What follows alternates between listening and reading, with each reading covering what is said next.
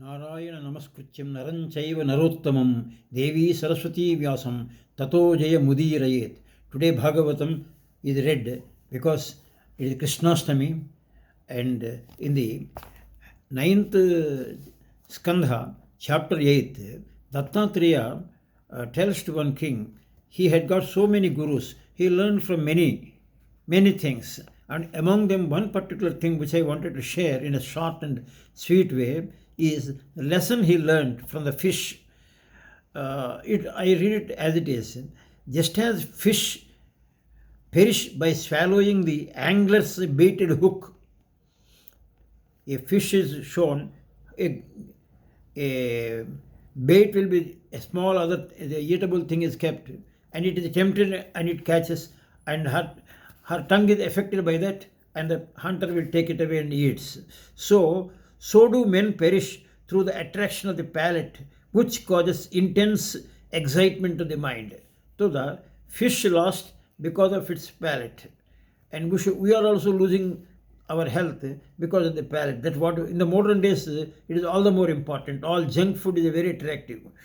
By abstinence, that means avoiding, wise men conquer all senses except the palate.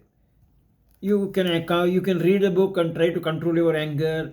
You can control many things, but all other bad things you may control. But coming to the palate, it is very difficult to do it.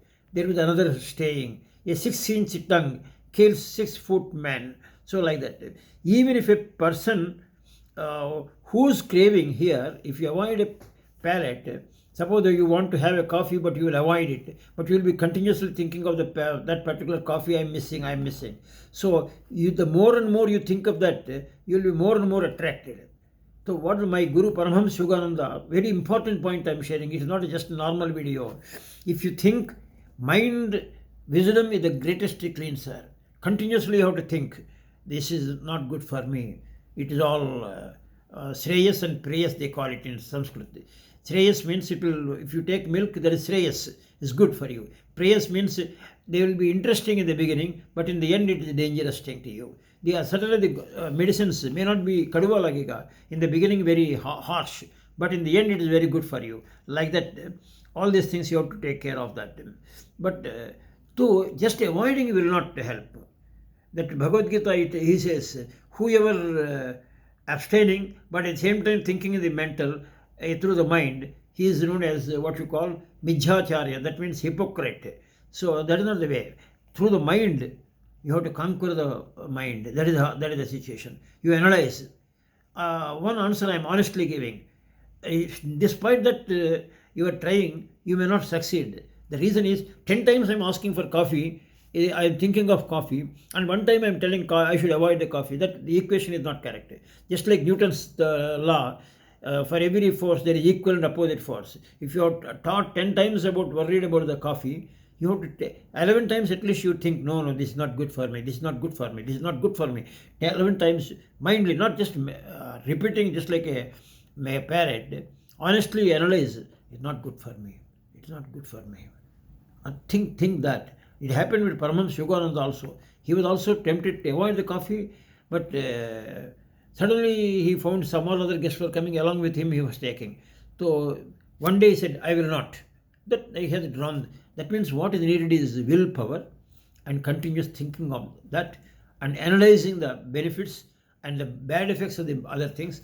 If you analyze these things regularly, particularly before going to bed and early morning when you get up, if the feelings are there, it is difficult. Even I am on the, sometimes I am avoiding, sometimes I am also tempted. I am in the process, but I am sharing with you.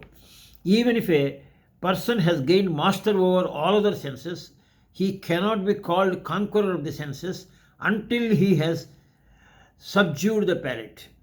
He might have kama, krodha, lobha, mada, matsaryas, all that he has conquered, but he cannot be said that he has conquered all the senses as long as he has not conquered the palate.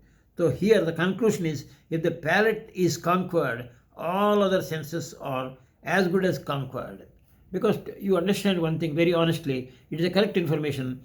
If a king invited a saint for a dinner, and king's A queen's necklace had fallen. The saint had put it in his pocket and went to the ashram. Later on, next day, he came and delivered the necklace back to the king. Then king asked, in the first instance, why have you taken, sir, and then why you are returning it? Sir, king, that saint says, I am also worried why I have taken in the first instance. Then after going home, I analyzed, your cook is a thief. By taking the food served by him, I got that kind of things. So generally, wife or mother, they are supposed to give the very pious way. So it is supposed to be holy. All outside food, the commercial food, we do not know with what type of mind they are preparing, and we will develop that kind of things. It happened with me also. Whenever I had a bad ideas, I noticed that day I had taken some outside food. So these are the honest, you yourself feel that kind of things. So this is the essential things. Let us try to control the tongue, and tongue not only for the food, for the talk also. Controlled behavior in all, that is the essence. Balance is the essence of this life. So this is a lesson from the fifth fish Dattatreya noticed it, and this I am sharing with you on this holy Bhagavad Gita day. Bhagavad Gita also says the same thing. Om Tassats.